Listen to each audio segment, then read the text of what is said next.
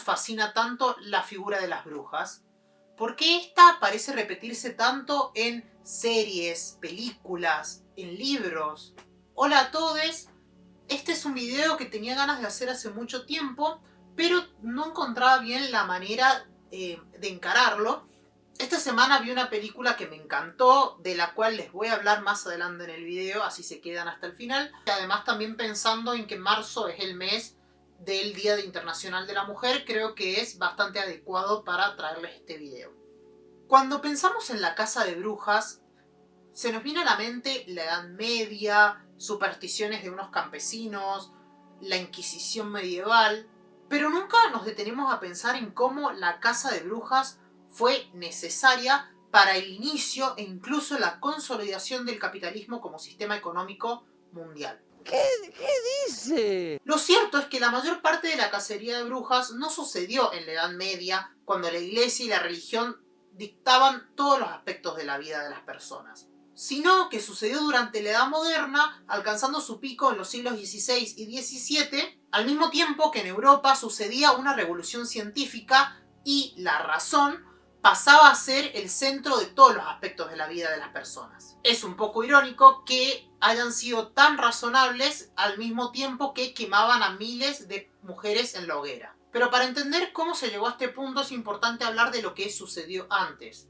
Durante la Edad Media, el sistema político, social y económico principal de Europa era el feudalismo, el cual se basaba en la relación de vasallaje entre un señor feudal y sus vasallos. El señor feudal se comprometía a proteger y a cuidar la vida de sus siervos, al mismo tiempo que les otorgaba tierras comunes, y estos a cambios le daban obediencia, le proveían alimentos y también algunos de sus servicios, como por ejemplo acompañarlo a la guerra. En los feudos, si bien las mujeres estaban sujetas a restricciones sexistas, sí podían controlar algunos de los productos de su trabajo, y además la existencia de las tierras comunales y el trabajo colectivo propiciaban la solidaridad femenina entre ellas. Este sistema de organización social tan cerrado tenía sentido cuando las personas se sentían en peligro frente a las invasiones de diversos pueblos. Pero cuando estas invasiones dejaron de suceder y las personas comenzaron a sentirse más seguras, quisieron salir y romper con el aislamiento al que eran sometidos por los señores feudales.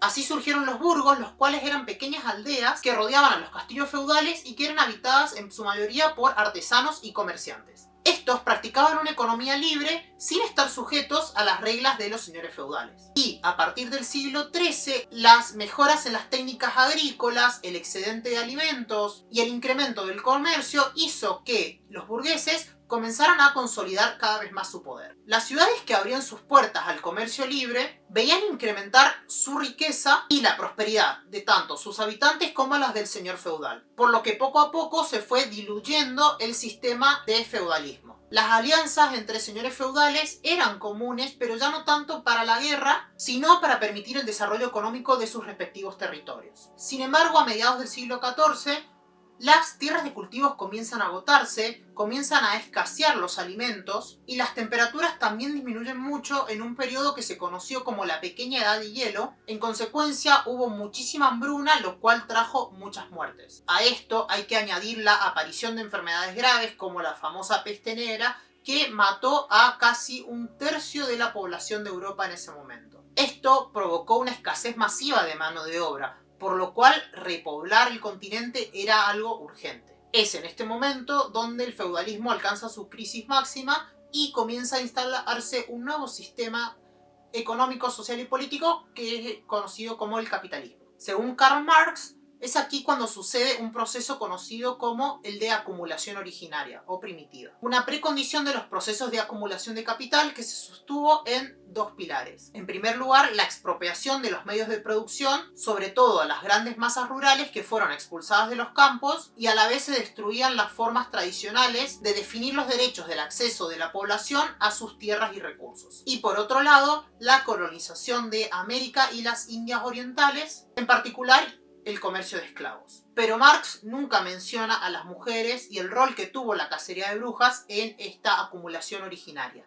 En su libro Caliban y la bruja, Mujeres, cuerpo y acumulación primitiva, de la filósofa e historiadora ítalo-estadounidense Silvia Federici, Ella plantea que la casa de brujas sirvió para reestructurar las relaciones familiares y el papel de la mujer con el fin de satisfacer las necesidades de la sociedad durante el auge del capitalismo. Federici afirma que si tenemos en cuenta el periodo histórico donde sucedieron la cacería de brujas, el género de la mayoría de las acusadas, la clase social y los efectos de la persecución, entonces llegamos a una conclusión inevitable, y es que este ataque, haya sido premeditado o no, fue principalmente a la resistencia de las mujeres a la propagación de las ideas capitalistas y el poder que tenían las mujeres antes en torno a su sexualidad, su control sobre la reproducción y sus capacidades de curación. Las brujas perseguidas eran por lo general mujeres mayores de 40 años, pobres, muchas veces incluso mendigas, cuya simple existencia ponía en riesgo al sistema capitalista emergente. Esto que hice fue un súper resumen del libro de Silvia Federici, el cual se los recomiendo un montón porque también aborda cómo existe una continuidad entre la caza de brujas en Europa y el dominio de las poblaciones de América y África,